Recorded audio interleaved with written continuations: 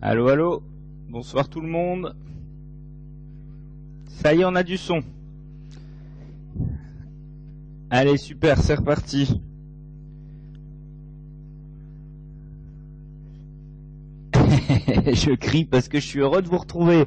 Allez, bonsoir tout le monde, très heureux de vous retrouver pour cette nouvelle émission. C'est les joies du direct, c'est chaque fois une nouvelle expérience. Une émission, donc si vous avez le moindre problème technique, vous pouvez nous parler via le chat ou aussi via le numéro 04 92 00 32 43. En ce qui concerne le sommaire de l'émission, si on peut l'afficher à l'écran, on va donc retrouver une émission assez intéressante, la dépose des implants. On parle souvent de pose d'implants, faut pas hésiter aussi de temps en temps à devoir déposer des implants.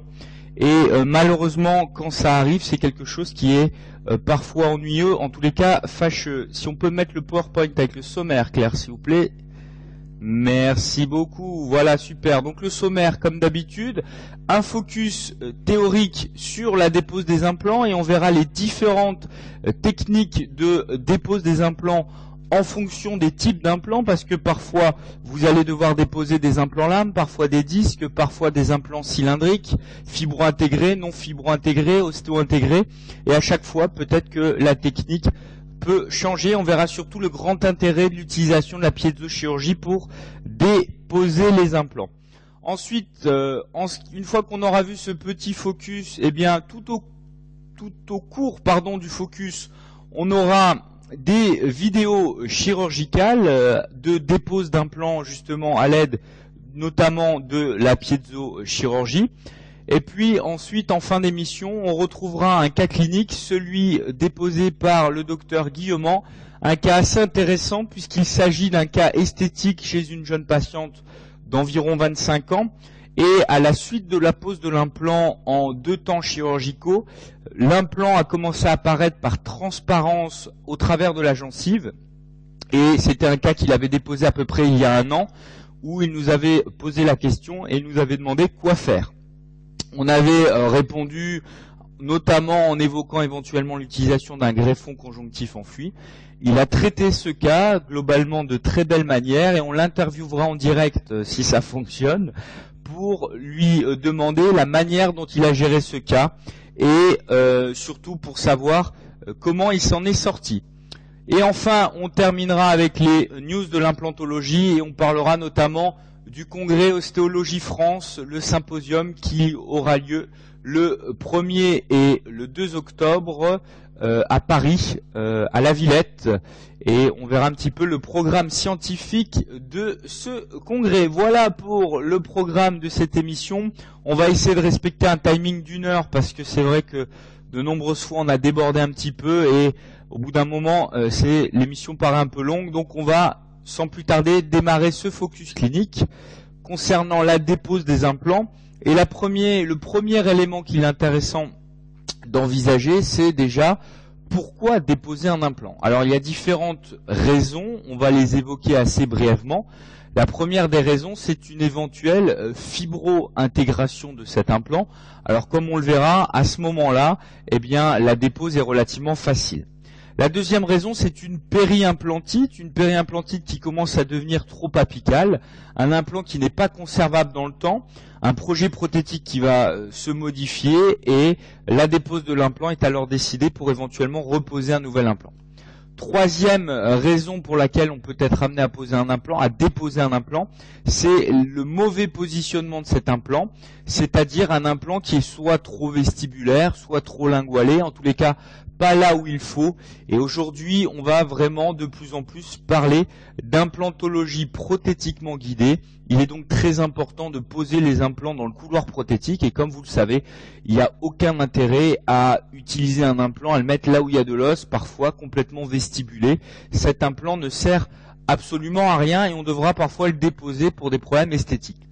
Autre raison, autre étiologie, une douleur, une névropathie, une douleur neurologique qui peut entraîner la dépose de cet implant. Une absence de confiance vis-à-vis d'un implant, c'est-à-dire un implant qui a déjà perdu de l'os, vous ne connaissez pas la connectique, vous ne savez pas comment l'utiliser, vous avez un plan de traitement global dans lequel vous ne voulez pas inclure cet implant, eh bien à ce moment-là, vous allez le déposer. Vous préférez le déposer plutôt que, par exemple, l'inclure dans un bridge complet. Et puis enfin, un problème de compatibilité prothétique, c'est un petit peu la même raison, c'est-à-dire un implant dont tout simplement vous ne connaissez pas la connectique, ou alors un implant dont la connectique ne se fait plus. Il n'y a plus de stock, et ça c'est un véritable problème, et c'est notamment Marc Baer qui tirait la sonnette d'alarme dans de nombreuses conférences et dans un ancien numéro de l'information dentaire. Certains stocks d'implants n'existent plus, on ne peut donc plus les utiliser d'un point de vue prothétique, alors que ces implants sont tout à fait ostéo-intégrés. Alors, comment est-ce que l'on va déposer les implants? Eh bien, le premier type d'implant, ce sont les implants lames et les implants juxtaosseux. Alors, on va commencer par les implants juxtaosseux. Eh bien souvent, on va les déposer lorsqu'ils sont fibro-intégrés. Et c'est une dépose qui est assez difficile, qui est souvent longue et hémorragique. Pourquoi? Eh bien, parce que l'implant est enfoui dans un tissu complètement inflammatoire, richement vascularisé, et on va être obligé de conduire une dissection très fine du tissu fibreux qui est très dense. Donc ça peut prendre relativement longtemps.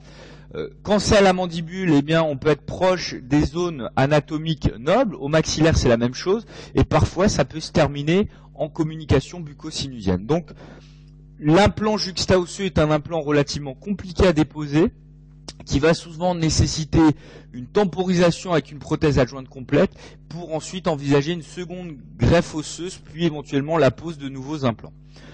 L'autre type d'implant compliqué à déposer, ce sont les implants lames. Soit on va utiliser une fraise à os ou une fraise de type XXL. Alors ces fraises 700 XXL, vous pouvez les retrouver chez Comet.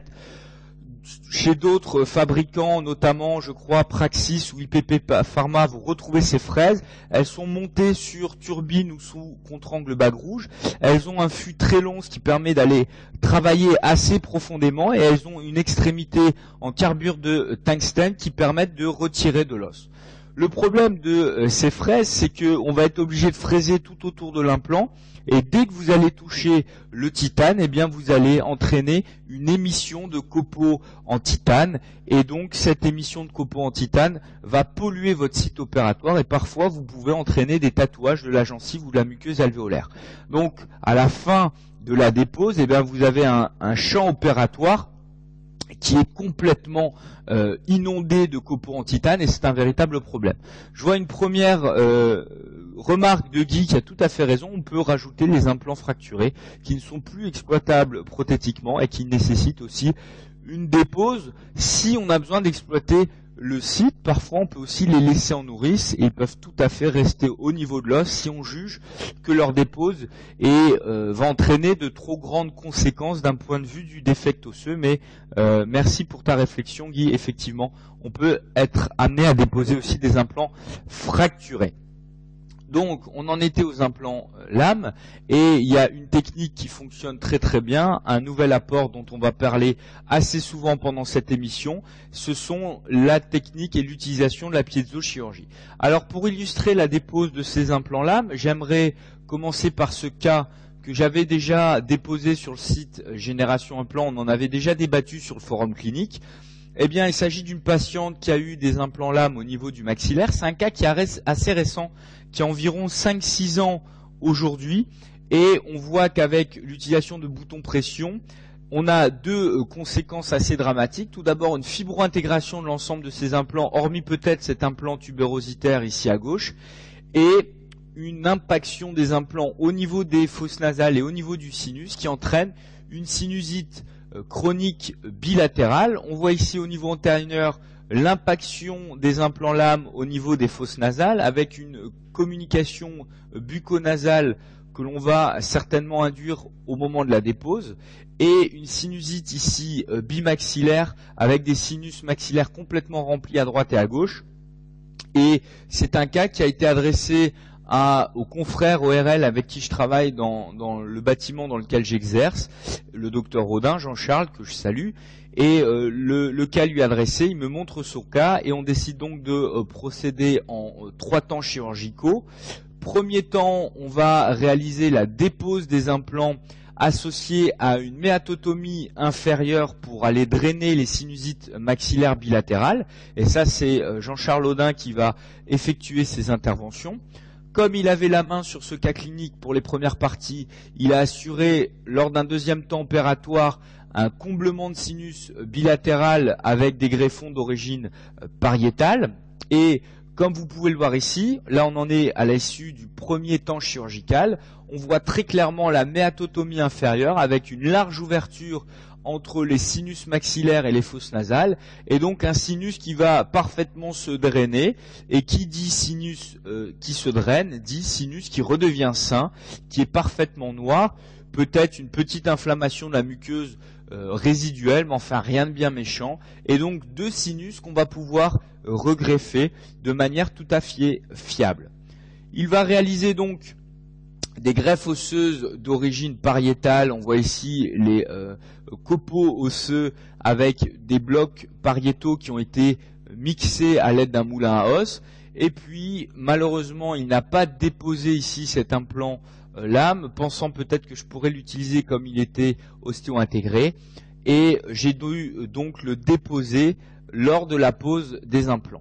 Au niveau de ces cas cliniques, ce qui est toujours intéressant, c'est de savoir est-ce qu'on peut se contenter de ces deux comblements de sinus ou est-ce qu'on est obligé d'utiliser des blocs osseux en imposition pour reconstruire les zones antérieures. Étant donné l'âge assez avancé de cette patiente, on s'est limité à la réalisation de comblements sinus et on est donc venu poser 4 implants de chaque côté en position 8, 7, 6-5 ou à peu près 7-6-5-4, enfin on s'est arrêté en tous les cas au niveau des premières prémolaires et on n'a pas été implanté en avant de ces premières prémolaires, donc aucun implant au niveau des zones incisivo-canines, et on est venu réaliser ensuite un bridge complet avec pas mal de fausses gencives en résine pour venir soutenir la lèvre, bridge reliant ces deux secteurs latéraux implantés. Le problème de ce type de reconstruction, c'est bien évidemment la gestion de la prophylaxie et de l'élimination du contrôle de plaques. Et clairement, ce type de cas, ça sera une des émissions que l'on fera en direct, puisque prothétiquement, ces profils d'émergence ne sont pas toujours évidents à gérer. J'aimerais vraiment avoir votre avis sur ces cas cliniques. Voici ici la pose des 4 implants cylindriques. On peut voir ici l'implant lame qui a été déposé, et cet implant lame, je suis venu le déposer à l'aide du piezo-chirurgie, et je vous montrerai la vidéo, pas dans cette émission, mais je vous la remontrerai très prochainement. La difficulté dans ce cas-là, c'était la proximité de l'implant lame avec l'artère palatine descendante, et c'est vrai que la piezo-chirurgie apporte un certain confort, et l'implant était vraiment partiellement ostéo-intégré, complètement fibrosé au niveau palatin, et on n'a pas eu grand mal à le déposer. Une fois cet implant déposé, dans le même temps opératoire, on est venu poser ces 4 implants maxillaires au niveau des zones postérieures. Et voici le cas clinique terminé. À la mandibule, on a réalisé un bridge classique type Holland-Fort. Et au maxillaire, vous voyez le bridge avec une armature en chrome cobalt, une technique collet vissé pour la passivité des armatures, parce que sur de tels volumes d'armature, bien évidemment que vous avez un travail de l'armature qui s'effectue et c'est très difficile d'avoir de la passivité, hormis en utilisant des techniques 4 cam, d'autres techniques par soudure laser type Cresco, ou alors cette technique collet vissé, et là encore ça pourra faire l'objet d'une émission spéciale, et voici le cas terminé. Donc, pour synthétiser les premiers types d'implants à déposer, ces implants lames, vous voyez que difficulté pour les déposer s'ils sont encore partiellement ostéo-intégrés. On va être amené à utiliser plutôt de la piezo-chirurgie avec, comme on le verra, des inserts, plutôt des spatules, des rabots à os qui vont permettre d'éliminer des copeaux osseux en raclant l'os au fur et à mesure de la chirurgie. Ça va être exactement le même principe que lorsqu'on veut déposer des implants disques. Le problème de ces 2 implants disques chez cette patiente, eh bien, c'est que ces implants ne peuvent pas être utilisés prothétiquement. Un est trop lingualé, l'autre n'est pas jugé comme étant fiable, étant donné la perte osseuse au niveau crestal. On a donc décidé de déposer ces 2 implants disques. Vous verrez la proximité entre le double disque et le foramen mentonnier. Et ce qui était assez compliqué pour ce cas-là, eh bien, c'est d'aller éliminer ici le volume osseux entre les deux disques, ou ici au-dessus de ce monodisque, et c'est d'autant plus compliqué qu'on essaye d'être le moins délabrant possible, puisque derrière on a voulu reposer des implants. C'était un patient très compliqué.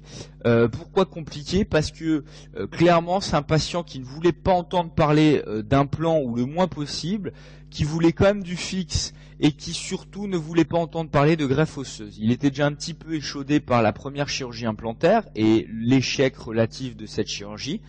Et quand on voit ce cas, on a véritablement une mandibule postérieure en escalier. Vous voyez que la grande difficulté de ce cas d'un point de vue prothétique, c'est le différentiel de niveau osseux entre le niveau de la future 34-35, avec ici le niveau de la canine, et ici encore le différentiel entre le niveau de la 34 et le niveau de la 36. On a tout de même un petit peu d'os ici en apical par rapport à ce disque, et on a donc décidé de faire une chirurgie relativement simple, c'est-à-dire la dépose de ces disques, la pose d'implants dans le même temps opératoire et un comblement osseux à minima associé à une chirurgie en 2 temps chirurgicaux.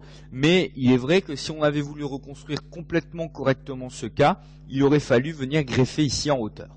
On le sait tous qu'il est très compliqué de venir greffer en hauteur, d'autant plus compliqué que, comme on le verra sur ce cas, le contexte muqueux du patient n'est pas favorable, puisqu'on a quasiment une absence totale de gencives attachées, donc une grande difficulté possible à venir recouvrir les sites opératoires au niveau de ces sites. Alors, qu'est-ce qu'on va utiliser comme technique? Eh bien, on va utiliser de la piezochirurgie avec un premier insert qui est celui-ci, qui est une spatule qui va permettre, avec ici une extrémité tranchante, de venir raboter l'os. Ça, c'est les inserts du système Piezotome de chez Satellec. Ça va permettre vraiment de raboter l'os. Et puis, d'autres types d'inserts possibles, avec notamment cet insert ici, l'insert ci qui est juste ici, soit droit, soit coudé à droite ou à gauche, et puis un autre rabot à ce niveau-là, et puis une scie un peu plus fine, sans dents, qui va permettre de découper très finement au contact des implants.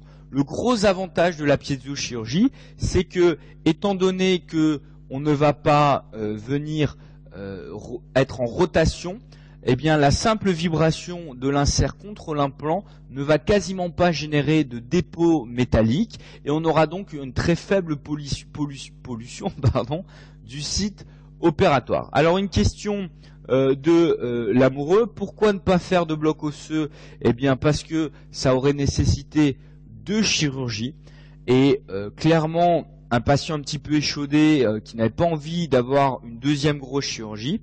Troisième chose, deuxième raison pour laquelle on n'a pas fait de bloc osseux, c'est que le contexte muqueux n'était pas facile, et franchement je suis pas sûr qu'avec un bloc osseux on aurait pu gagner plus de 2 ou 3 mm.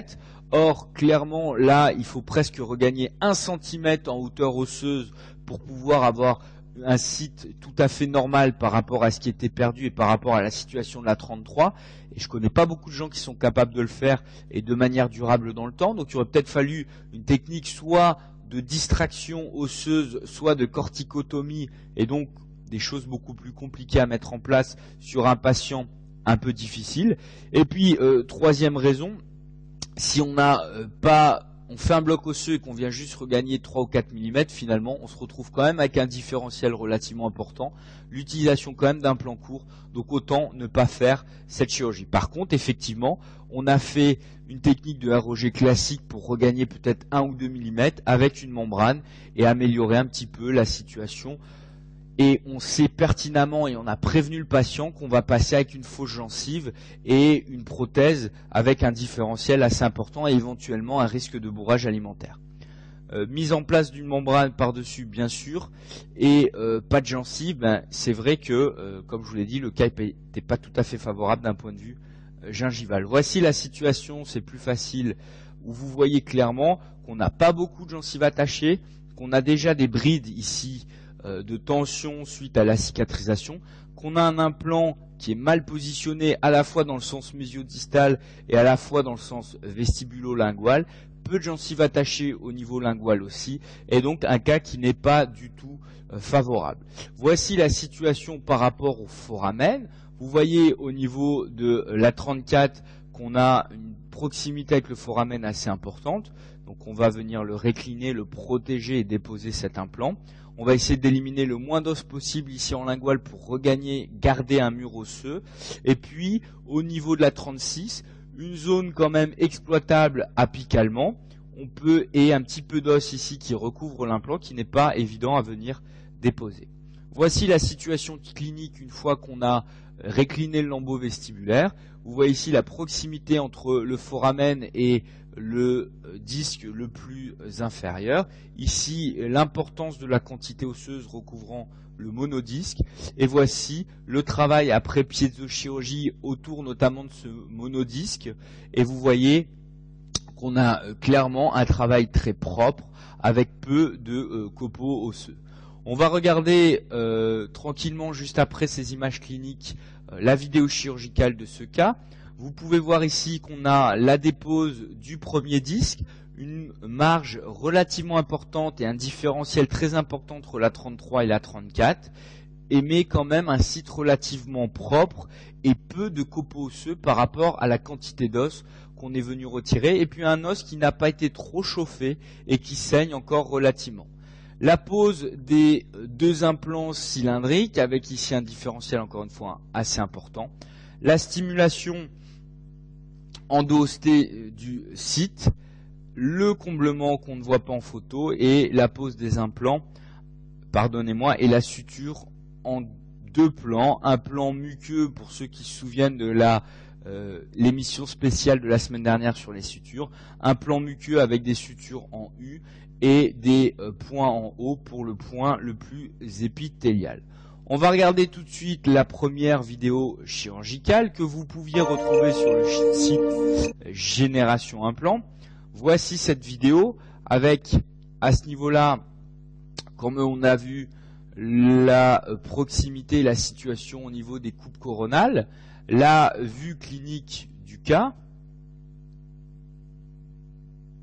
Peut-être qu'on peut décaler la vidéo un tout petit peu à droite et m'insérer quelque part à gauche en 2D. L'anesthésie classique, paraapicale, vestibulaire et linguale. Et puis voici l'incision avec, comme toujours, des incisions tout d'abord au niveau ici du bord antérieur de la branche montante. Vous avez vu qu'on a un nouveau décor, je me permets cette petite remarque, avec un décor bleu un petit peu moins terne. Vous voyez ici le travail en distal de la canine et surtout au niveau de cette faible gencive attachée avec la lame 12. Ce qui n'est pas évident, c'est qu'on peut voir que le plancher de la bouche revient sur le site opératoire et qu'il n'est pas évident de le manager au départ et de faire son incision sans venir couper le plancher buccal. Voilà, on continue les incisions.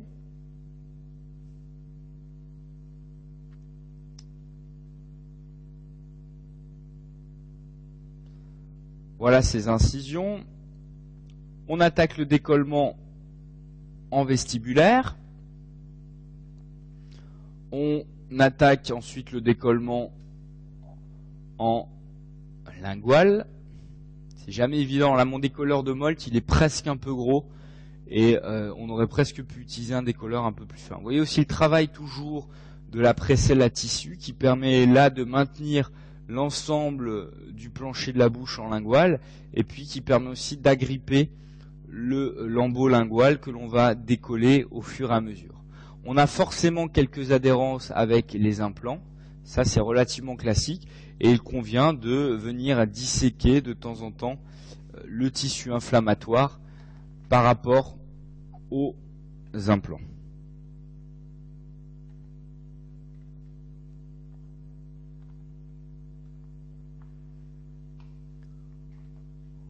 Voilà, on continue le décollement et on va passer déjà à la vidéo suivante, parce que là le décollement est un petit peu long, on y va. Vidéo suivante, et ben vous voyez le travail de l'insert de piezochirurgie. Là c'est un insert en forme de rabot, et on vient travailler autour du double disque implant. Vous voyez aussi la protection du pédicule mentonnier pour éviter à la fois de trop écarter dessus et puis aussi de venir l'irriter avec l'insert. On a ici un décolleur d'Obwegeiser, un écarteur d'Obwegeiser et ici un décolleur de Pritchard. Voilà le travail, et vous voyez que même si l'insert touche l'implant, eh bien vous avez absolument aucun copeau osseux qui est généré, et donc on a quand même une chirurgie qui est relativement propre. Avec les nouvelles générations de piezochirurgie, eh bien on a clairement des inserts qui sont beaucoup plus puissants et qui travaillent beaucoup plus rapidement. On va peut-être mettre un petit peu la vidéo en plein écran, voir si ça passe bien aussi. Voilà le travail ici en apical. Si ça coupe chez vous parce qu'on a mis la vidéo en plein écran, n'hésitez pas à nous le dire. Et on va commencer tout doucement à voir si on peut déjà mobiliser un peu cet implant. Et vous voyez que une fois que une bonne quantité d'os a été retirée, on peut venir fracturer le reste de l'os, on gagne un petit peu de temps, et ça nous permet comme ça de retirer l'implant relativement proprement. Voici cet insert BS4 que j'aime beaucoup, vous voyez, qui vient travailler relativement rapidement, qu'il est assez agressif, très efficace. Je m'en sers aussi au niveau des comblements de sinus pour venir récliner la membrane sinusienne lorsque j'ai des adhérences.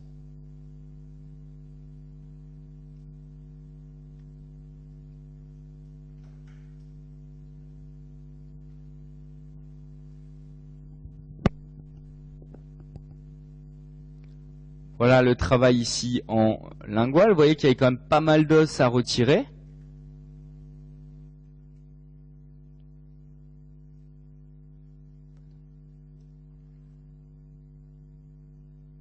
Et là, on va venir travailler sous l'implant. C'est ça qui est intéressant avec ces inserts. Vous voyez qu'ils sont très très fins. On aurait pu éventuellement utiliser l'insert très fin, un peu en forme de scie, mais très plat. Et on va ensuite venir cliver, mobiliser cet implant. Vous voyez qu'il n'est pas, il est ostéo-intégré, mais l'adhésion n'est pas aussi franche qu'on peut la retrouver sur d'autres implants. C'est assez variable, hein. Parfois l'os est très collé, parfois il l'est beaucoup moins.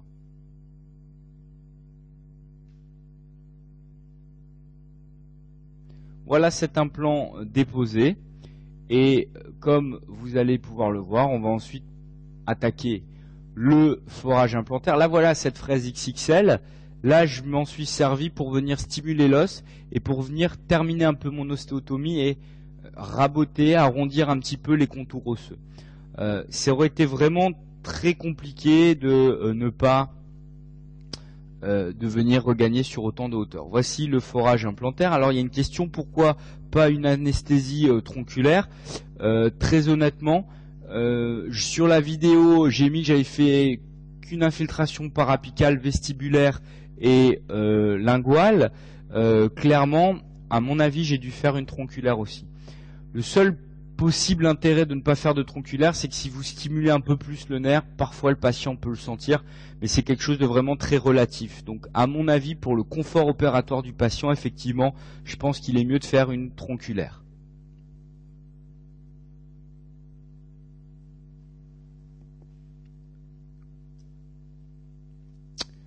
Voilà le forage implantaire. Et puis on va voir ensuite la pose des implants. Voilà, j'avance un petit peu. On a l'impression que l'implant est un tout petit peu distallé. Il faudra qu'on regarde sur la radiographie de contrôle. C'est pas complètement évident. Le forage de l'implant le plus distal, et le but c'est de faire un petit bridge 34-36 avec un implant cylindrique en 34 qui est posé un peu en avant par rapport au disque, et un implant cylindrique en 36 qui est posé au niveau de l'ancien disque. on va arriver à la fin de cette vidéo et vous voyez ici la stimulation aussi de l'os, quelques retouches au niveau mésial.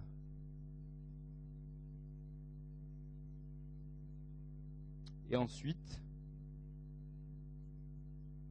alors, hop, longueur de l'implant. Alors, je ne sais plus, regardez juste, voilà, le positionnement des implants.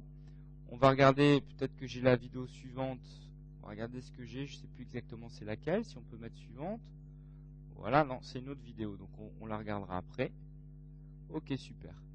Donc, on va revenir sur le diaporama. Pendant ce temps-là, je vais répondre à vos questions.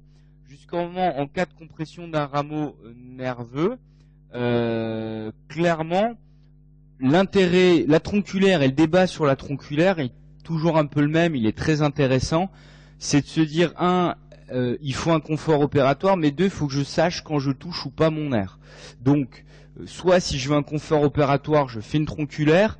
Si par contre je veux savoir quand est-ce que je m'approche du nerf et que je commence à trop le stimuler, eh bien à ce moment-là, il vaut mieux que je ne fasse pas de tronculaire. Le problème, c'est que de temps en temps, on ne fait pas de tronculaire, on s'approche du nerf et le patient ne sent rien quand même, et c'est relativement aléatoire. Donc mieux vaut bien étudier son scanner, faire une tronculaire, avoir un confort opératoire, et à ce moment-là, travailler proprement parce qu'on sait qu'on a distance du nerf, parce qu'on a bien bossé son scanner. En ce qui concerne les implants qui créent une paresthésie, est-ce que c'est une indication de dépose ou non? Si c'est une vraie anesthésie du nerf, que l'implant est bien posé, que la couronne est en place, et que l'implant est ostéo-intégré, ce n'est absolument pas une indication de dépose, puisque l'anesthésie totale du nerf est là, et que le patient, même si on dépose le nerf, il ne ressentira plus, puisque la compression est définitive, elle est là depuis plusieurs mois, c'est terminé, c'est fini. Par contre, si le patient a des névralgies, c'est-à-dire un implant qui est posé proche du nerf, contre le nerf, et un nerf qui n'est pas complètement endormi et qui est un petit peu fou, c'est-à-dire que quand on passe la main ou le doigt, il va ressentir des courants, et ce depuis de longs mois, de longues années. Ça peut même causer des dépressions, des patients qu'on est obligé de suivre avec des traitements antidépresseurs. Et bien là, il peut y avoir une dépose de l'implant, en sachant que ça ne va pas forcément améliorer la situation. Ça peut soit l'améliorer, soit l'empirer avec une anesthésie complète, soit avoir une situation qui est relativement la même. Donc la nécessité de déposer un implant, elle est très discutable, et en tous les cas, elle est à discuter avec son patient. Les parésies aussi. Voilà, je pense avoir répondu aux questions, l'amoureux, j'espère. Si j'ai pas été clair, n'hésite pas à me reposer une question, mais clairement, voilà en ce qui concerne les déposes des implants pour des troubles neurologiques, elle est clairement fonction du cas, de la qualité de la prothèse dessus et du patient et de la manière dont il vit ça. On va passer à la suite de ce focus clinique et théorique, si on peut remettre le diaporama, voilà. Et on va passer maintenant à la dépose des implants cylindriques vissés. Et là, deux situations différentes. Soit l'implant n'est pas ostéo-intégré, à ce moment-là, on va simplement utiliser un davier ou une pince-gouge.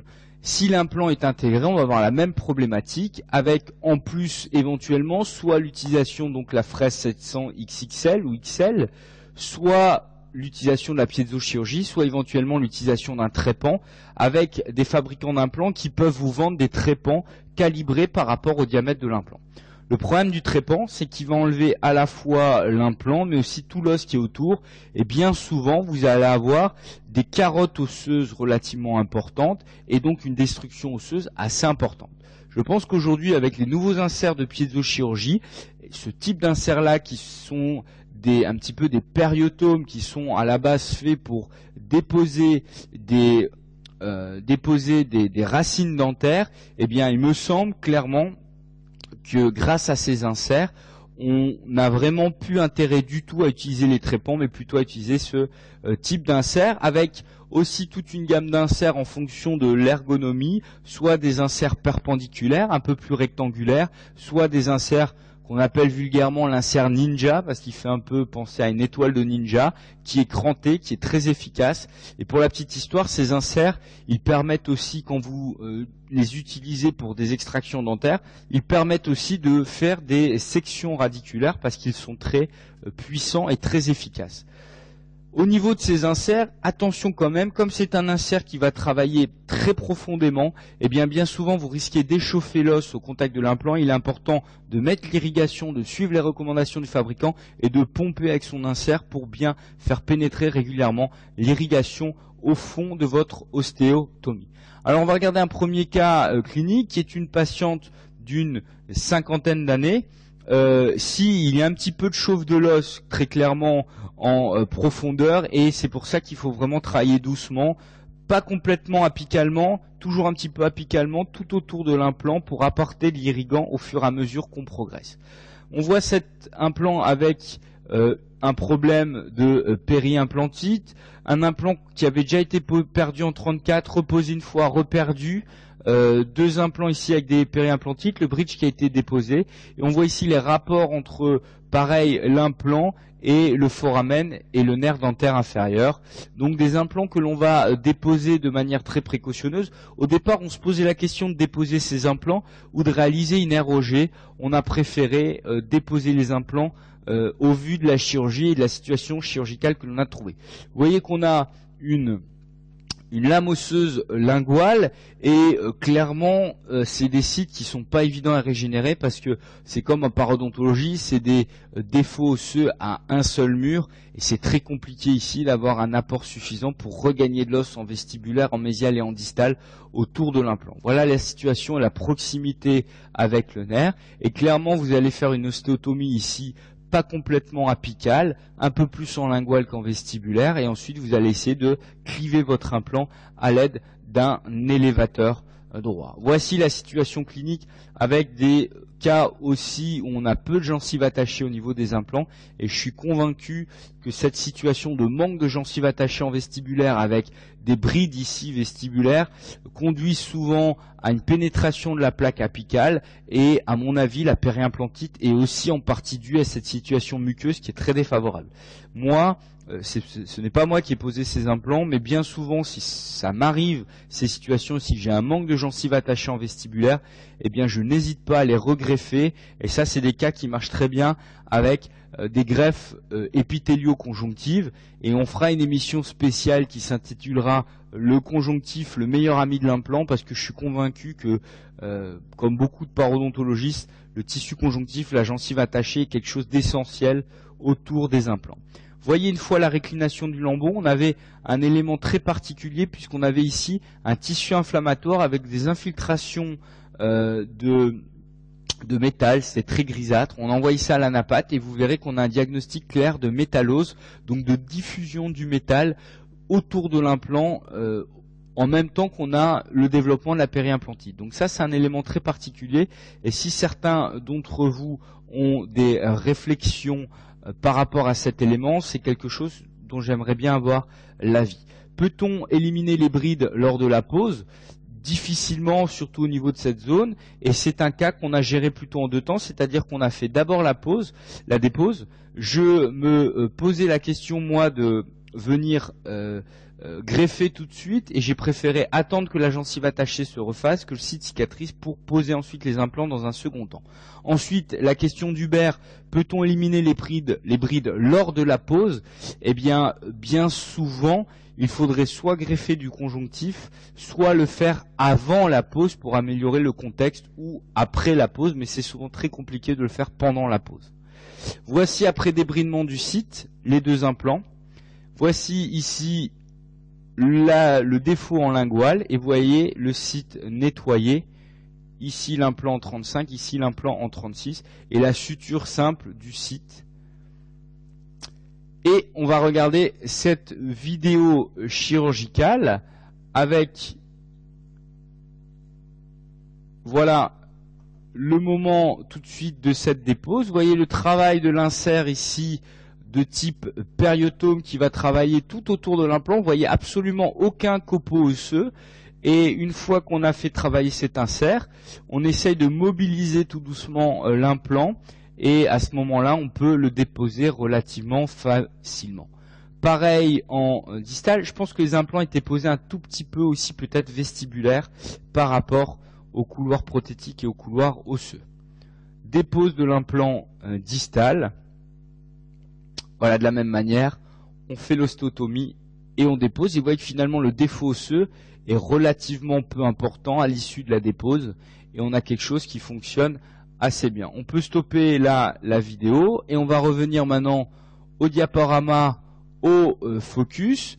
Et comme vous pouvez le voir ici, l'analyse de l'anapathe, on a un tissu de granulation cicatricielle et inflammatoire avec métallose. Et ça, très clairement, si vous avez une réflexion sur cette métallose, est-ce que c'est lié à un polymétallisme, est-ce que c'est lié à la surface implantaire? Pourtant, ce sont des implants d'une bonne marque, pas la peine de la citer, mais en tous les cas, c'est l'implant d'une très bonne marque, donc je ne vois pas pour quelle raison il y aurait eu un problème particulier.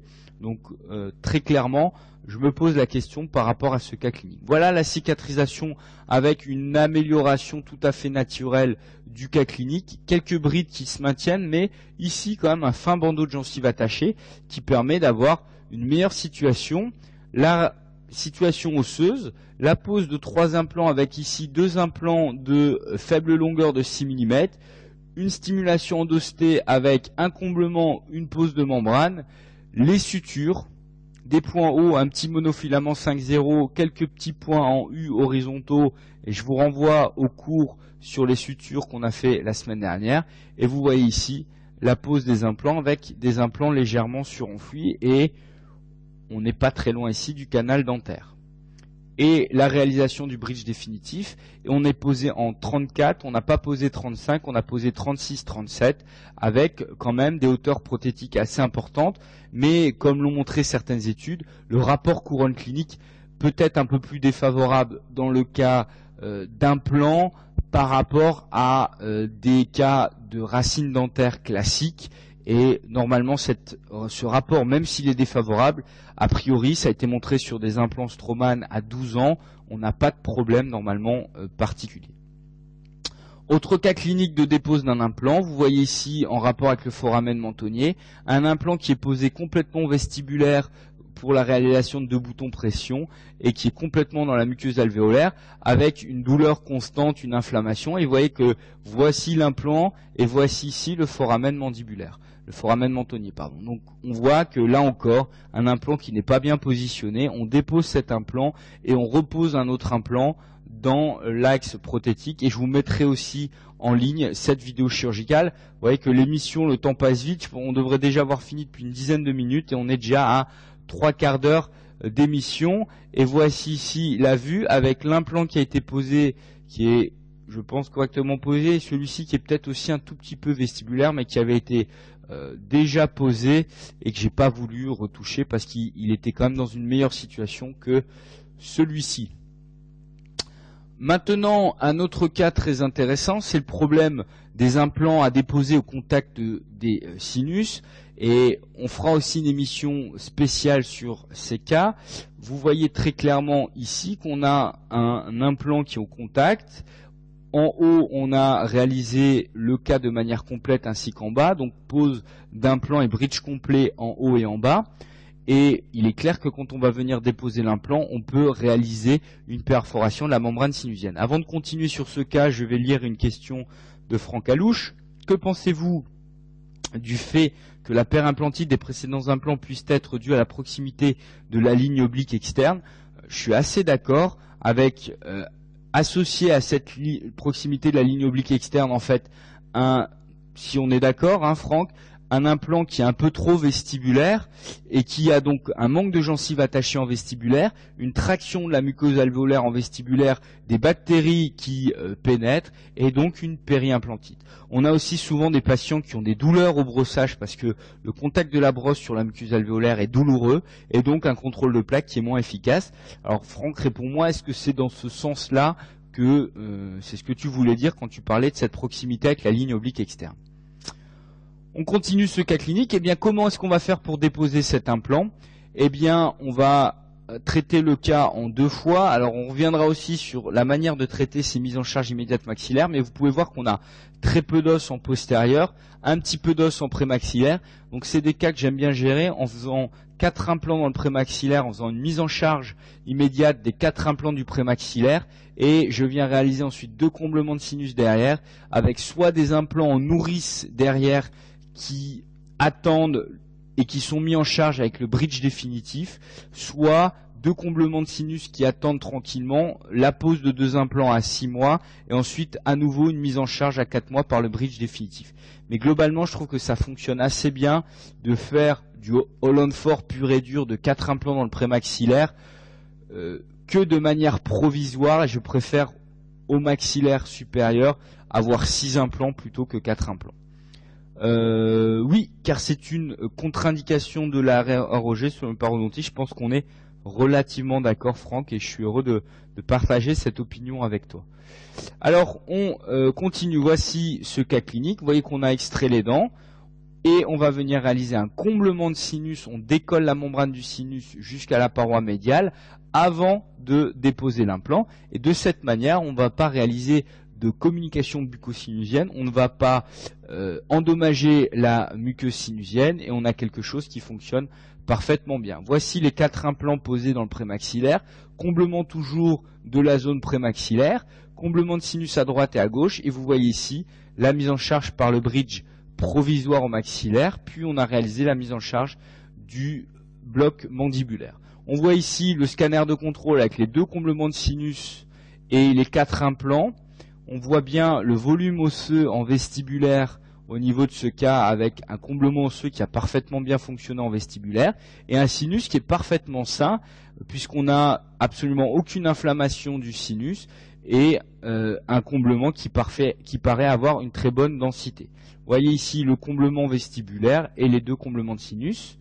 Voilà en plus fort grossissement, et on va donc pouvoir poser 2 implants de manière tout à fait favorable. Voici ici le cas avec le bridge définitif en haut, toujours le bridge provisoire en bas, c'est pour ça qu'on voit une petite rétraction parodontale, et c'était un bridge provisoire qui avait été relativement bien fait d'un point de vue de l'armature, donc la patiente va le conserver encore quelques temps. Éventuellement on peut faire un petit rebasage ici, ou un remontage de dents, et vous voyez en haut le bridge définitif avec les 4 implants en technique type All-on-4 et 2 implants dans les sinus, ce qui permet de faire un bridge de 12 dents. Tu combles avec quoi? J'utilise pour ma part de l'hydroxyapatite d'origine porcine, j'utilise du Génos distribué par les laboratoires Pred.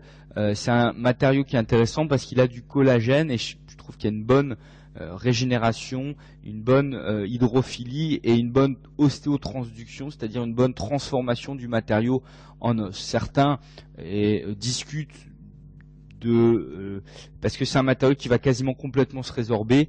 Est-ce qu'il ne faut pas aussi mélanger avec un matériau qui ne va pas se résorber, une hydroxyapatite bovine type Cerabone ou Bioos, pour maintenir les volumes d'os greffés? Tout dépend, est-ce que l'on veut greffer en apposition, sur la crête, dans un sinus, dans une alvéole? Tout dépend de la cinétique dont on a besoin. Et aujourd'hui, il y a une personne qui parle très bien de ça, c'est Joseph Choukroun, et pourquoi pas l'inviter au cours d'une de ses émissions pour qu'il vous explique ses théories par rapport à ça. C'est tout à fait intéressant.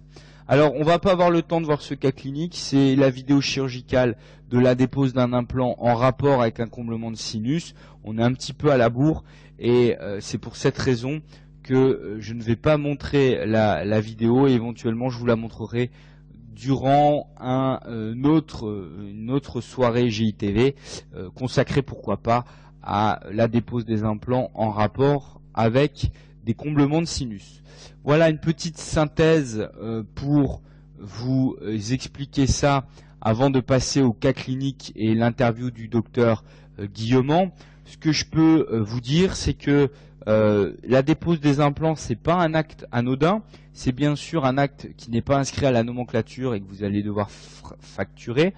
Bien souvent, si la situation muqueuse n'est pas favorable, ne vous pressez pas et attendez la cicatrisation muqueuse avant d'entreprendre une nouvelle pose d'implant, et avant d'entreprendre aussi éventuellement une ROG, et clairement, je pense que c'est quelque chose qui doit fonctionner de manière... Pardonnez-moi, hop. Je m'entends en même temps, excusez-moi. Hop, voilà, et voilà ce que je voulais vous dire, c'est que donc, c'est pas un acte facile, et dernière chose sur laquelle je voulais insister, c'est que, eh bien, c'est un acte qui va être grandement facilité par la piézochirurgie et l'utilisation d'inserts de piézochirurgie. Ça évite grandement la pollution du site par les copeaux métalliques liés à la dépose quand vous utilisez des fraises. Docteur Guillaumin, bonjour, est-ce que tu m'entends? Allô, allô? Allô, allô? Oui, je vous transmets. Bonjour. Oui, bonjour. Bonjour, je me souviens plus de ton prénom, excuse-moi. Donc c'est Hubert. Hubert, bonjour Hubert, tout va bien? Antoine. Oui, très bien. Ça va, tu m'entends bien? Oui. Bon, super. Je te remercie de participer à cette émission, tout d'abord. Ça me fait plaisir. Est-ce que tu peux nous présenter un petit peu ton cas clinique, les problèmes que tu as eus et les moyens dont tu as mis en œuvre pour les régler? Il s'agit d'une jeune patiente, je crois. Oui, donc c'est une patiente qui était en fin de traitement orthodontique, qui a eu une agénésie de la 12. D'accord. Et donc, bon, elle avait une crête un peu fine, une gencive pas forcément très favorable. Elle ne souhaitait pas faire de greffe. D'accord. Donc j'ai posé l'implant en utilisant une technique de condensation avec des ostéotomes à vis. D'accord. Et bon, alors en fait l'inconvénient de cette technique, c'est que généralement la paroi la plus faible a tendance à céder, et donc ce qui a certainement dévié un petit peu mon axe implantaire en vestibulaire. D'accord. Et donc au bout de quelques semaines ou quelques mois d'ostéo-intégration, la gencive a commencé à percer au niveau du col de l'implant. Oui. Donc là on voit les condenseurs lors de la pose de l'implant. C'est des condenseurs de chimie que tu as utilisés? Oui, c'est ça. Ouais, tout à fait. Tu peux nous expliquer brièvement le principe? C'est qu'on fait un premier forage, on les visse, on les laisse en place? On les laisse pas tellement en place, mais en fait le principe c'est qu'on vient visser des condenseurs, donc comme on visserait un implant à vis, de diamètre successif et croissant. D'accord. De manière à essayer de comprimer l'os ou de le dilater plutôt que de l'éliminer en utilisant le forêt. D'accord, parfait. Donc les condenseurs s'utilisent un peu comme c'est un peu comme la pose d'un implant, mais ou la pose ou le passage du tarot. D'accord, d'accord. Donc là on voit le scanner. Toi tu l'as un peu différé, hein, parce que c'est le principe du direct par rapport à la manière dont je te parle et ce que tu vois, il y a un petit décalage. Oui. On voit le positionnement de l'implant avec un volume vestibulaire osseux voilà, il a un petit peu vestibulé l'implant, oui. Peut-être, mais bon, en tous les cas, quand on voit le passage des condenseurs, on avait vraiment l'impression que t'étais bien. Et après aussi, en passant l'implant, il vient encore travailler comme un condenseur, et c'est vrai que la paroi s'est fissurée à la fin. D'accord. C'est quel implant que tu as posé? Donc c'est un implant TBR de diamètre 3,5. D'accord. Et en longueur, ça devait être du 10, je pense 10,5. D'accord. Très bien. Donc là, on voit l'apparition en transparence de l'implant vestibulaire. Oui. Et là, donc, il y avait une réflexion qui s'est entamée sur le forum. Oui. Et il y avait à tenir. Pardon? Donc, quelle conduite à tenir pour avoir un bon résultat esthétique à la fin? Tout à fait. Est-ce que c'est foutu, il faut déposer l'implant? Est-ce qu'on fait une greffe de gencive? Est-ce que il faut rajouter de l'os en plus de la gencive? Et donc, en définitive, j'ai fait une greffe de conjonctif enfoui. D'accord, on va voir la chirurgie. Est-ce que c'était une patiente qui découvrait beaucoup? On verra le sourire à la fin. Non, elle découvrait pas trop. Et d'ailleurs, dès le départ, je lui avais dit que dans la mesure où elle avait une crête fine et selon l'angulation de sa crête, automatiquement, on aurait certainement une dent plus longue, donc une 12 plus longue que la 22. D'accord, tu l'avais donc ça, elle en était consciente au départ. Ouais. Donc là, on voit la découverte de l'implant avec tes deux petites incisions de léchage, le greffon conjonctif. Oui. Et les Donc là, niveau incision, je sais pas si c'est l'idéal. Enfin, j'ai voulu préserver les papilles, mais d'un autre côté, après, j'ai été un peu coincé pour recouvrir mon greffon.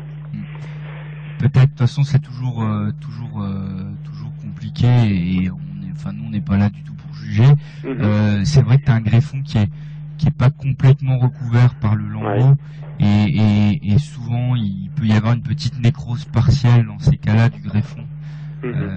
Parce qu'il y a peut-être mieux valu faire une incision sulculaire de manière à pouvoir mieux enfouir le greffon, je pense. Peut-être, mais bon, c'est jamais, effectivement, mais c'est jamais évident. On voit le prélèvement au niveau du palais. Oui. Et la cicatrisation. Donc, avec une petite nécrose, effectivement, vestibulaire. Ce qui peut arriver aussi, ça peut être aussi une image de ce qu'on appelle la greffe fantôme, hein. D'un greffon qui n'est pas encore complètement vascularisé et qui du coup a un aspect désépithélialisé. On peut en perdre une petite c'était partie. À quelques jours, effectivement, on avait un aspect nécrotique et puis à 15 jours, on a déjà un aspect qui est nettement amélioré. Tout à fait. Finalement, une greffe qui a bien marché, hein, clairement. Et donc, on va voir, voilà.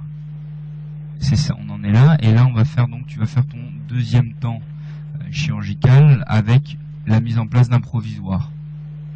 Voilà, bon en fait, deuxième temps chirurgical, il n'y a pas eu tellement besoin puisque l'implant a eu tendance à se redécouvrir à nouveau.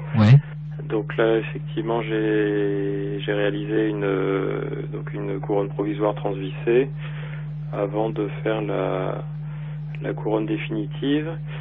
Et c'est vrai que j'ai l'impression que dans ces cas-là, la dent, la couronne sert un peu de guide à la gencive et que si on laisse la vis plus ou moins enfouie, elle a tendance à se dénuder plus facilement que si on a une dent pour guider. Qui avec un petit creeping qui peut se faire en vestibulaire. Ce qui est bien là, c'est que tu as vraiment de belles papilles, donc le choix de tes incisions, il était peut-être discutable, mais le résultat est que tu as quand même de belles papilles et ça participera à l'esthétique finale, hein, c'est important. Parce qu'autant une dent plus longue, c'est peut-être gênant, mais des trous noirs, c'est bien plus compliqué. L'essai, je pense, de ton armature. Voilà, l'essayage du pilier, de l'armature. Donc la couronne définitive le jour de la pose. Et là, on est aujourd'hui, hein, je pense. Et puis là, c'est samedi dernier. D'accord, c'est sympa d'avoir reconvoqué ta patiente. La patiente a accepté de venir pour que je puisse la prendre en photo. Et puis là, on voit que entre le jour de la pose et puis aujourd'hui, la gencive s'est quand même bien positionnée. Et le liseré noir s'est bien atténué depuis la pose de la dent. Tout à fait. Il y a un sourire qui est pas gingival et une esthétique qui est... La patiente est satisfaite, je pense. Oui. Eh ben écoute, c'est super intéressant. Est-ce que si vous avez des questions à poser à Hubert, c'est le moment. Moi, je te remercie vraiment d'avoir participé. Tu es praticien dans quelle région, dans quelle ville? À Templemars, c'est une petite ville près de Lille. Pas très loin du CHR de Lille, de la fac de Lille. D'accord. Et tu es installé là depuis combien de temps? J'exerce en omnipratique et je pose des implants depuis 5 ans. D'accord. Super. Eh ben, bravo. Félicitations parce que tu t'es quand même bien sorti de ce cas. Il n'était pas évident. Clairement pas évident. Et si je te remercie vraiment d'avoir participé. Je sais que tu as redéposé un cas récemment encore sur le forum. Et on va tâcher d'y répondre et j'encourage tout le monde à ne pas hésiter à déposer des cas cliniques. Il y a une question de Guy qui est intéressante, c'est vrai que j'aurais pu la poser aussi. Pourquoi ne pas utiliser un pilier zircone? Là en fait le col de mon implant était déjà au ras de la gencive. Donc l'intérêt du pilier zircone, c'est sur la partie transgingivale. Et là, en l'occurrence, il n'y en avait pas vraiment de partie transgingivale. Donc, en direct implant presque, en fait. Là, j'ai mis un col, un col de hauteur 0. Donc Donc le zircon Après, la pourrait zircone rien aurait été apporter. sous la couronne définitive, je pense pas que ça aurait apporté beaucoup. Mais effectivement, s'il y avait une portion transgingivale, ça aurait été intéressant.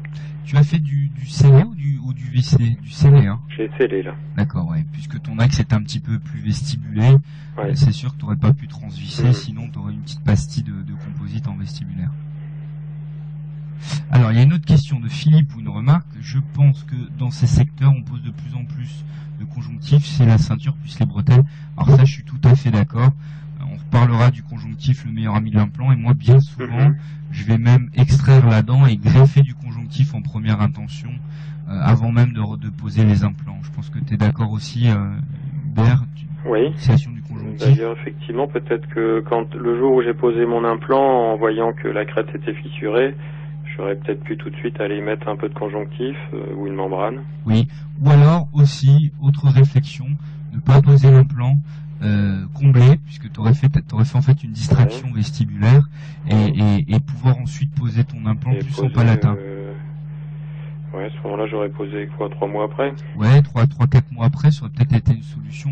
Mais là, c'est vrai que c'est la situation un petit peu vestibulaire de cet implant qui a compliqué un peu la chose, mais tu t'en es quand même vraiment bien sorti.